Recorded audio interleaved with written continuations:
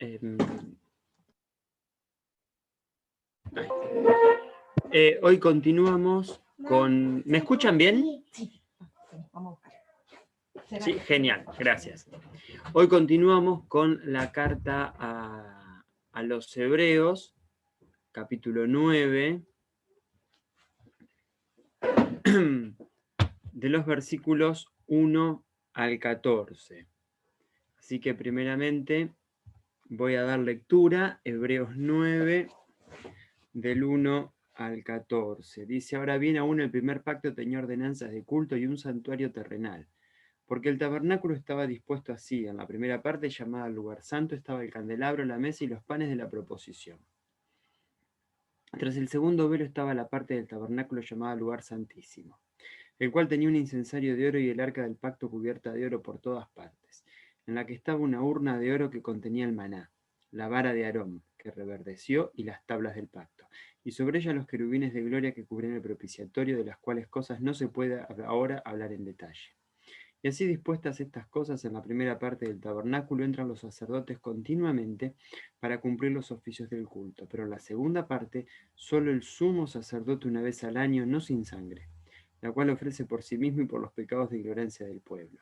Cuando el Espíritu Santo, dando el Espíritu Santo a entender con esto que aún no se había manifestado el camino al lugar santísimo, entre tanto que la primera parte del tabernáculo estuviese en pie, lo cual es símbolo para el tiempo presente, según el cual se presentan ofrendas y sacrificios que no pueden hacer perfecto en cuanto a la conciencia al que practique ese culto, ya que consiste solo en comidas y bebidas de diversas abluciones y ordenanzas acerca de la carne, impuestas hasta el tiempo de reformar las cosas. Pero estando ya presente Cristo, sumo sacerdote de los bienes venideros, por el más amplio y más perfecto tabernáculo no hecho de manos, es decir, no de esta creación, y no por sangre de machos cabríos ni de becerros, sino por su propia sangre, entró una vez para siempre en el lugar santísimo, habiendo obtenido eterna redención.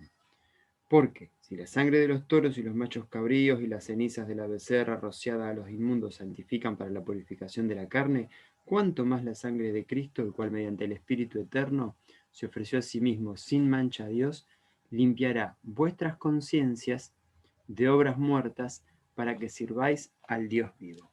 Bueno, continuando con el estudio de esta carta a los hebreos, que me voy a fijar, pero me parece que es la reunión 25, a ver, de este tema que venimos tomando. Ya se los confirmo. No, 24. Es la reunión número 24 y todavía esto está lejísimo de terminar, lejísimo de agotarse. Bueno, algunas cositas de la carta que las hemos dicho, pero ¿por qué estudiamos la carta de Hebreo? Que la verdad en algunos momentos se pone sumamente densa y nos parece pero tan alejada de la realidad, que empieza con el tabernáculo, las abluciones, el macho cabrón, y dices, pero esto es de otra época. Bueno, sí, indudablemente es de otra época. ¿Es de otra cultura? En parte, sí, también. ¿Qué tiene que ver con nosotros? Bueno, dos o tres cosas importantes. La primera es que está en la Biblia. Y muchas veces interpretamos mal Deuteronomio 29:29, que dice que las cosas reveladas son para nosotros y las que no son reveladas para Dios. Entonces, para todo lo que no entendemos, decimos, bueno, pero las cosas no reveladas son de Dios. Sí, perfecto, pero las que se revelaron son las que están en la Biblia. Por lo tanto, esas no son para Dios, son para nosotros. Entonces, ¿por qué estudiarlo? Porque está en la Biblia. Y toda la Biblia debe ser estudiada, aún las partes que nos parecen más lejanas y que no tienen nada que ver, y nos terminamos sorprendiendo de encontrar la actualidad de un montón de pasajes.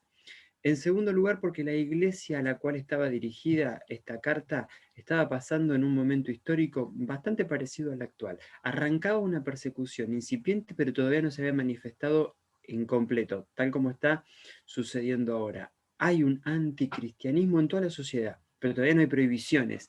Entonces estamos ahí, en el ni tan, ni muy, estamos ahí. Es decir, ¿Hay una persecución desencadenada o abierta contra el cristianismo? No, por lo menos no en el occidente. Sí hay países que la tienen. ¿Es aceptado en la sociedad? No, para nada. Estamos en una sociedad anticristiana. Entonces, bueno, estamos ahí, en la misma situación que estaba esta iglesia. Empezando una persecución, pero todavía no había llegado a la parte de prohibiciones y violencia. Y por otro lado, esta congregación tenía el mismo problema que tiene la nuestra y que tiene todas, en toda la historia y en todo lugar. Verdaderos cristianos, personas que creen que lo son pero no lo son, y personas que incluso se oponen y nadie sabe por qué están adentro de una iglesia y sin embargo se oponen al Evangelio. Bueno, a esos está dirigida, esos tres grupos, está dirigida esta carta. Entonces, es por eso la causa por la cual estudiamos el libro de Hebreo, porque está en la Biblia y porque tiene o tenía esa iglesia características bastante similares en el tiempo con las de la actualidad. Habíamos dicho en su momento que no tiene título la carta, se le puso a los hebreos, o le dijeron a los hebreos, por la gran cantidad de referencia al tema del Antiguo Testamento que tenía. Entonces, seguramente una iglesia donde habría bastantes judíos, o habrían recibido una influencia muy grande de judíos, y se ve que estaban familiarizados con ese tema. Es probablemente la que más referencias tiene a toda la parte de sacrificios y demás. Ahora sí, entrando en esto, en este pasaje, quizá la mayor dificultad de los judíos de esa iglesia era aceptar que todo el ceremonial que ellos tenían de la ley no tenía otra finalidad más que la de ser simbólico al verdadero sacrificio que quita el pecado, es decir, a Cristo. Todo lo que encontrábamos en el Antiguo Testamento y que acá algunas cosas están reproducidas, eran un símbolo de Cristo. Era para que la gente prepare su conciencia, prepare su corazón, dándose cuenta de la necesidad de un Salvador. Pero no era que el Cordero no perdonaba ningún pecado, para nada. Mostraba que era necesario un sacrificio. Si bien nosotros estamos un poco lejos en un cierto aspecto de esto, porque no somos judíos, muchas veces también nos dejamos llevar por una importancia dada a algún tipo de ceremonial que nos nubla acerca del contenido, donde verdaderamente miramos la paja y no la viga. Si en muchos casos ni siquiera tenemos una base bíblica para eso, tal como la forma de las reuniones, la frecuencia de la reunión de la cena, que hay iglesias que la hacen todos los domingos, todos los días, una vez por mes, o un montón de otras cosas que la Biblia realmente no las dice. Y si no las dice, entonces tampoco tenemos por qué aceptar como un mandamiento bíblico lo que una persona, fulano de tal, diga al respecto. Es decir, también nosotros creemos que hemos superado los problemas de los cuales tratan las cartas, y decimos, bueno, pero eso ya a nosotros no nos pasa. Idolatría, no tenemos. Este tipo de inmoralidad, no, nosotros no tenemos.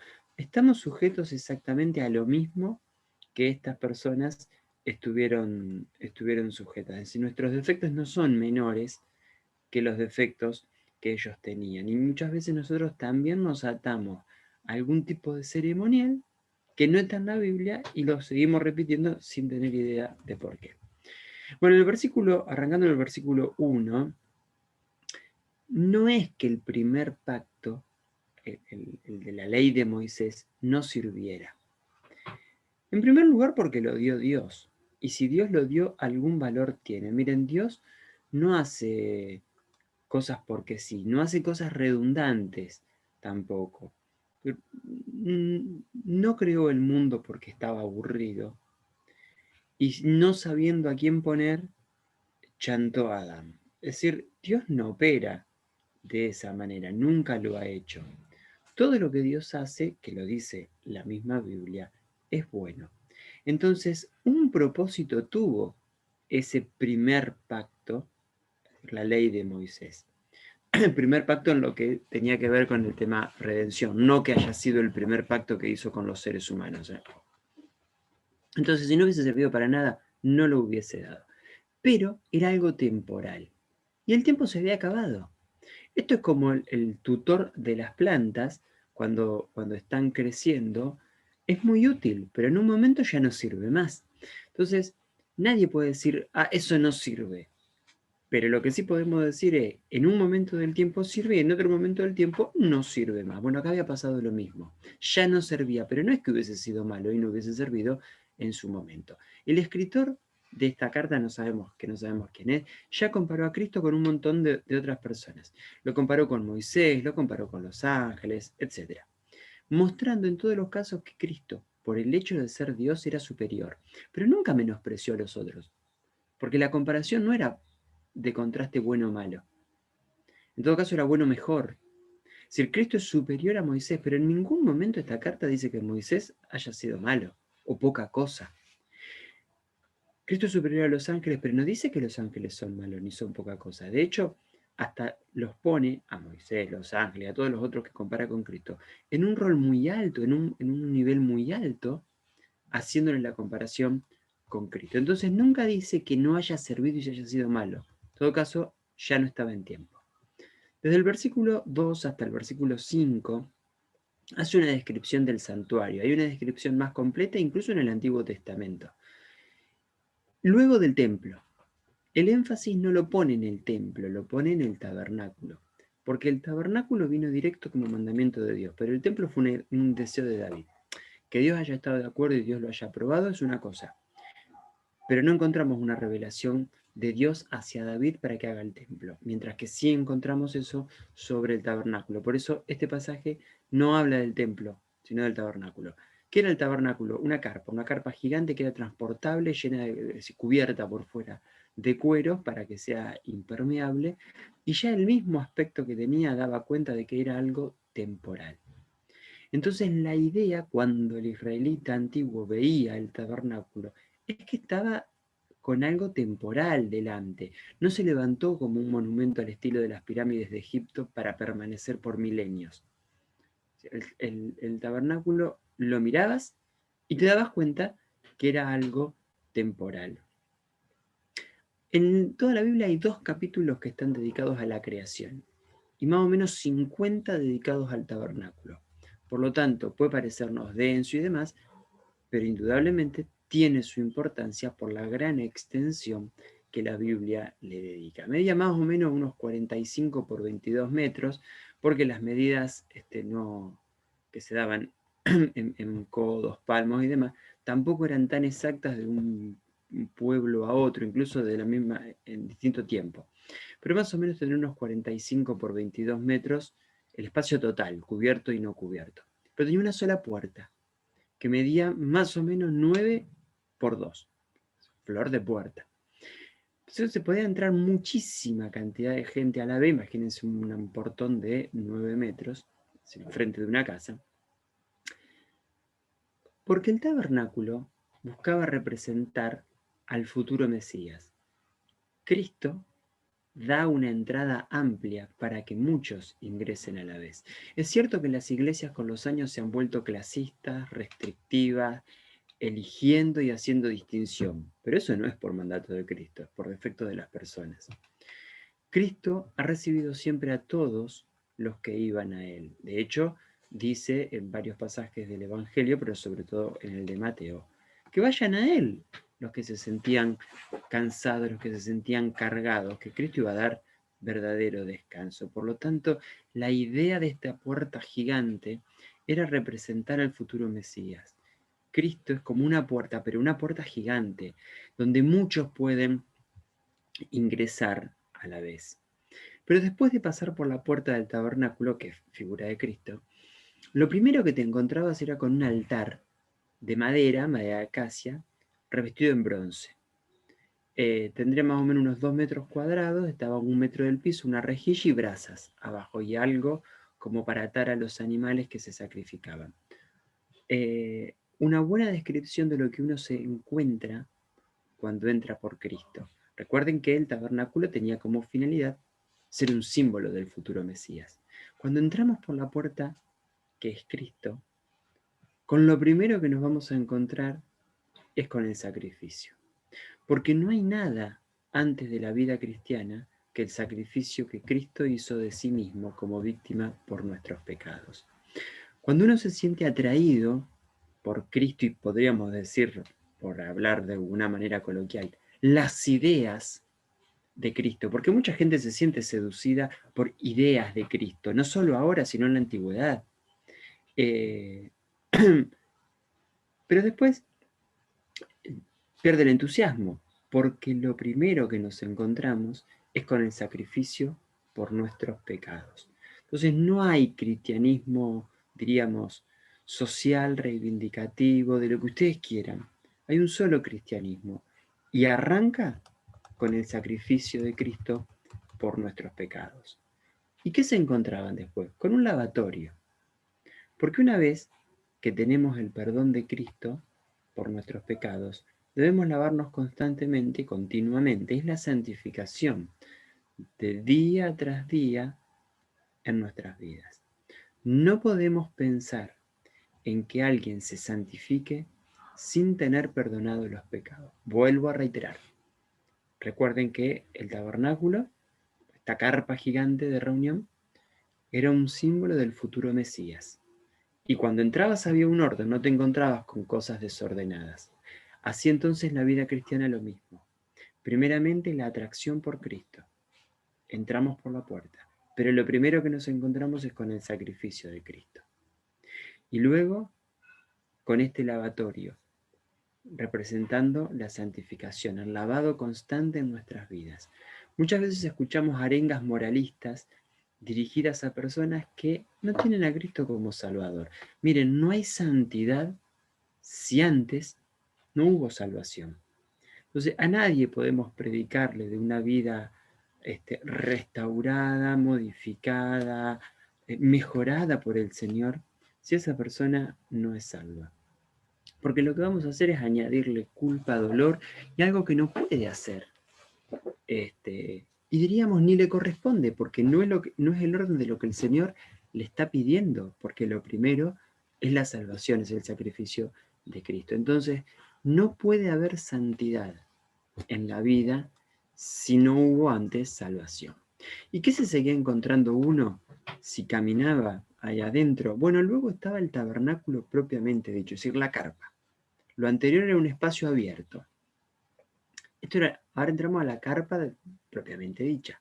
Más o menos unos 14 metros por 4,5 de ancho por 4,5 de alto. Ahí adentro había varias cosas, pero nos encontrábamos en el fondo una parte llamada lugar santísimo, un cubo, valga la redundancia, perfecto, si no, no sería cubo, indudablemente, de 4,5 metros de lado, así que ocupaba todo el alto, todo el ancho, y 4,5 metros de la longitud de los 14 que tenía el tabernáculo. El lugar santo estaba a la izquierda, cuando el sacerdote entraba, se encontraba ahí a la izquierda con un candelabro de oro, sólido con 7 brazos, cada uno lleno, tenía aceite de oliva para alumbrar. A la derecha, la mesa, donde se ponían los panes de la proposición, una mesa que era así más o menos como la base del altar de madera de acacia, pero recubierta en oro, más o menos tenía 90 centímetros, es decir, por 15 centímetros por 68 centímetros. Cada sábado ponían 12 panes, recién horneaditos, arriba de ella, uno por cada una de las tribus de Israel. El cambio se hacía obviamente cuando ponían los panes nuevos y solo los sacerdotes se lo podían comer. Después, un incensario, medía más o menos 90 centímetros por 30. Sobre este altar estaban los carbones prendidos del altar de bronce donde se hacían los sacrificios. Todo lo que describe estaba relacionado con Cristo, porque tiene que ver con la limpieza y luego con el sacrificio, primeramente con el sacrificio por el pecado. Una vez que Cristo murió por los pecados acá en la tierra, pasó al cielo con el Padre. ¿Pero qué hace ahí? Intercede por nosotros. Nos alumbra, así como este candelabro alumbraba y el incienso era para que los sacerdotes intercedieran. Así Cristo ahora no es que no está haciendo nada. Cristo intercede por nosotros y Cristo nos alumbra. Si nosotros tenemos vida espiritual, es porque Cristo nos está alumbrando a sus discípulos, a los cristianos. La parte externa, es decir, el atrio exterior de este tabernáculo, era accesible para cualquier persona. Como decimos que esto es un simbolismo, de la misma manera, Cristo es accesible para cualquier persona. Es decir, no hay nadie lo suficientemente malo como para no acceder al perdón que Cristo ofrece. Dijo una vez un estudioso de la Biblia, Francisco La Cueva, que no había nadie lo suficientemente malo como para que Cristo lo rechace, pero podía haber alguien lo suficientemente bueno para eso. Es decir, en un juego de palabras dando a entender, nadie es lo suficientemente bueno, pero aquel que se cree que es bueno, solito se cerró la puerta porque niega que necesite a Dios. Entonces decíamos, de la misma manera Cristo es accesible para cualquier persona, pero ojo, porque el que podía entrar acá ya era el sacerdote. Bueno, Cristo es accesible para cualquiera, pero la comunión con Cristo, la santificación de Cristo y la intercesión de Cristo solamente es para los que han entrado, es decir, para aquellos que le han pedido perdón por sus pecados. Que Cristo le tenga amor a la humanidad entera en su conjunto es verdad, y que reciba a cualquiera de la humanidad para perdón de pecado también es verdad. Ahora, la comunión solo la va a tener con aquellos que verdaderamente pidieron perdón por sus pecados. Es decir, cualquiera puede ser salvo, pero solamente serán salvos aquellos que lo acepten como Salvador. Cualquiera podría tener comunión con Cristo, pero solamente van a tener comunión con Cristo aquellos que hayan sido salvos. Entonces, este atrio representaba eso. Cualquiera puede acceder a Cristo, pero solamente van a pasar aquellos que han aceptado el sacrificio de Cristo. En Juan 9:5 el Señor dice que Él es la luz, pero a la misma vez hay una clara distinción entre,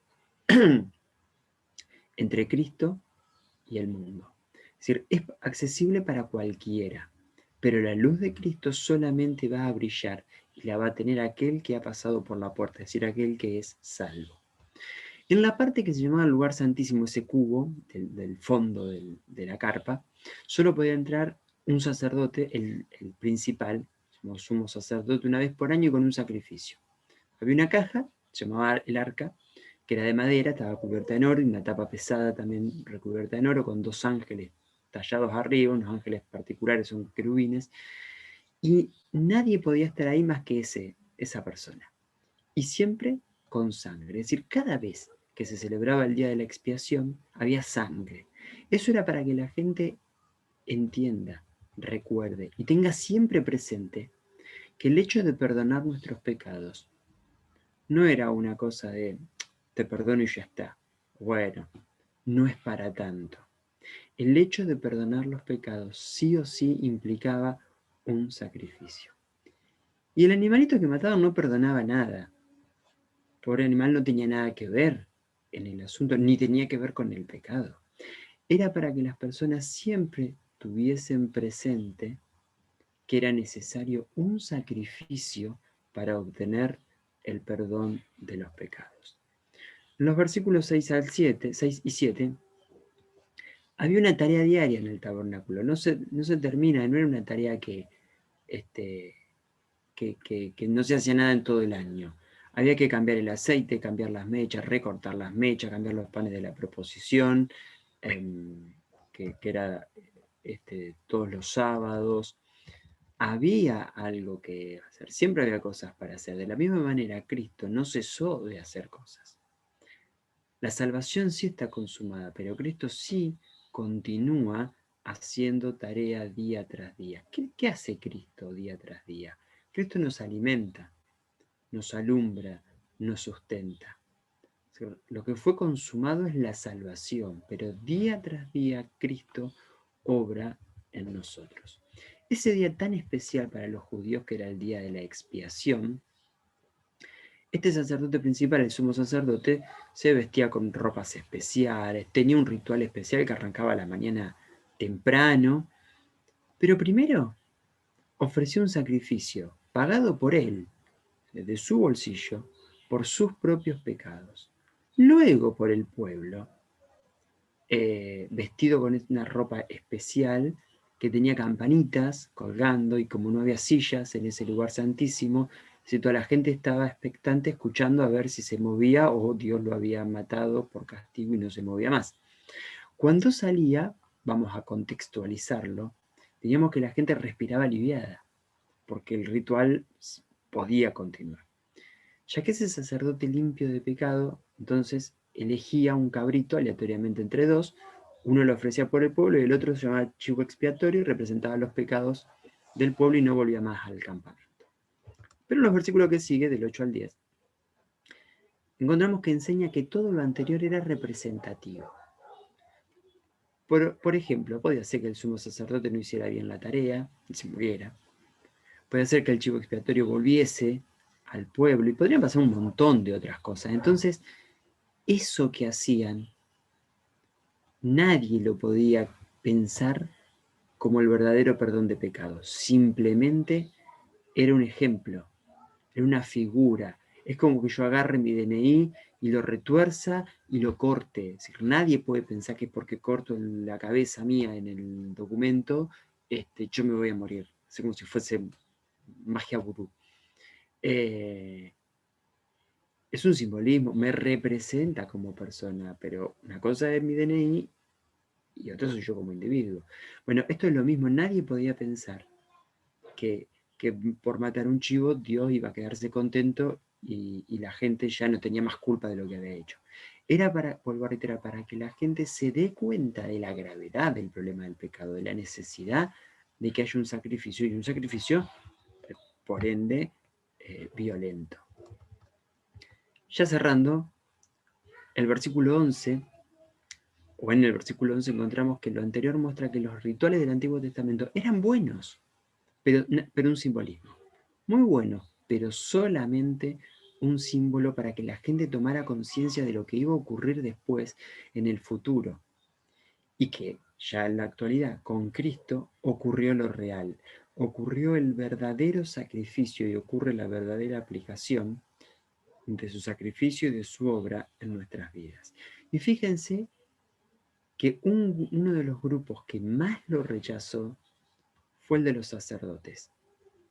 Tipos preparados, estudiosos, que no quisieron dejar lo que ellos se daban o tenían que darse cuenta de que era un simbolismo. El grupo de los sacerdotes debería haber sido el primero que se daba cuenta que era necesario que el Mesías viniese en serio a sacrificarse. No el pueblo que no tenía educación. Eso era lo último. Sin embargo, fíjense que fue al revés. Los sacerdotes fueron los últimos, bueno, por no decir, no lo aceptaron nunca, lo rechazaron. Fueron ellos los que hicieron el juicio principal para entregárselo a los romanos y que agitaron a la multitud. Aquellos que debían, que tenían todas las condiciones para darse cuenta de que todo lo que ellos venían haciendo, todo el trabajo de sus vidas, era un simbolismo y ahora pasaban a lo que era real, no quisieron hacerlo. Seguimos hablando del tabernáculo. En lo descrito responde a medidas humanas. Y había una limitación, obviamente, para la entrada de personas. Pero Cristo, siendo Dios, no tiene límites porque Él es infinito. Por lo tanto, en Cristo no hay límites para la entrada. Por más ancha que era la puerta, había una determinada capacidad de entrada. Bueno, con Cristo, siendo infinito, no hay ningún tipo de limitación. Ahora sí, cerrando ya los últimos dos versículos de la parte que hemos leído, de los versículos 12 al 14, tres versículos, perdón, 12, 13 y 14.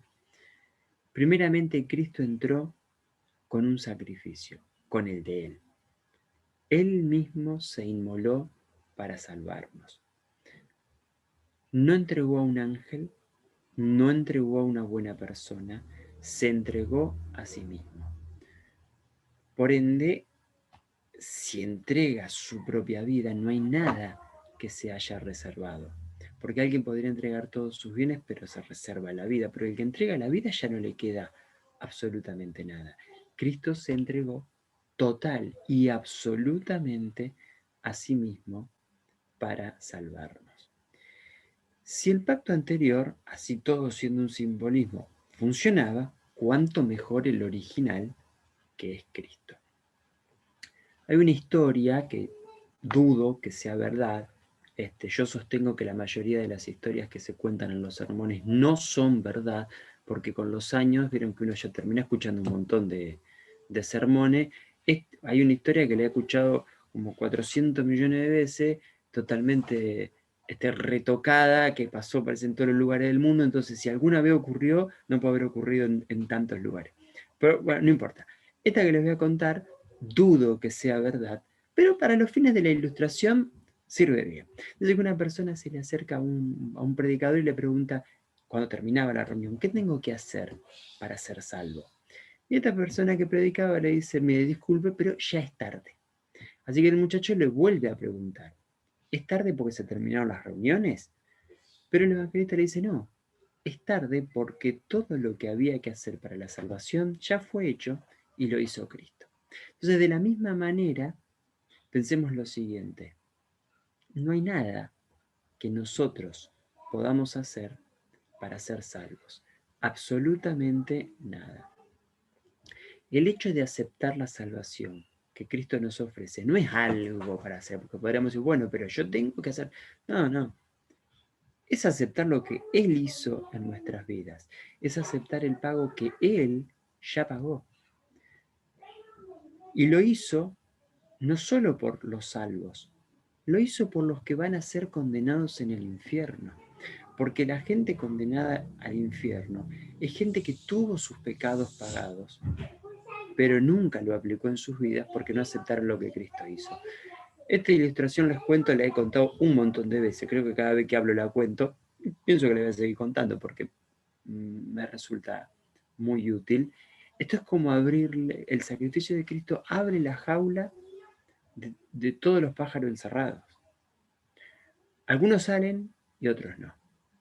Entonces algunos morirán presos y otros no, fueron liberados. Bueno, cuando Cristo paga el pecado de la humanidad, le abre las puertas a absolutamente todos. Los salvos son aquellos que salen y los otros se quedan y son condenados al infierno. Pero las personas que van a estar en el infierno son personas que han tenido sus pecados pagados, pero nunca lo aceptaron. Jamás. Entonces, ya para cerrar, decirles que aquellos que no acepten a Cristo como Salvador en sus vidas, serán condenados al infierno, aún habiendo tenido sus pecados pagados por Cristo. Cristo no se reservó nada. El Padre no se reservó nada porque dio a su Hijo, dio a Cristo. Y siendo también un simbolismo, cuando estaba en la cruz a Cristo lo traspasan y dice que sale hasta la última gota de su sangre. A ver, la salvación hubiese sido igual, si no le quedaba sangre, si le quedaba, ya está, no tenía nada que ver eso. Pero es para mostrar que no retuvo nada, ni siquiera la última gota de su sangre. No era ni siquiera necesario para la salvación que el soldado romano le clavara la lanza, pero muestra eso, no retuvo nada para sí mismo, ni la sangre de cadáver siquiera. Así que ahora sí, para cerrar, dirigirme especialmente a aquellas personas que no han aceptado a Cristo como Salvador. Sepan que sus pecados ya fueron pagados, pero que nunca va a ser aplicado a la vida si no se le pide perdón a Cristo por nuestros pecados. Voy a orar para terminar con esta parte. Señor, te agradecemos la posibilidad de haber abierto tu palabra y queremos pedirte, Señor, que podamos aprender, que podamos progresar en la santificación en nuestras vidas y especialmente pedirte por aquellos que no te conocen como Salvador para que acepten el sacrificio de Cristo y puedan pasar a tener vida eterna. Señor, nos ponemos en tus manos en el nombre del Señor Jesús. Amén. Bueno, hermanos, muchas gracias por haber prestado su tiempo y haberme escuchado.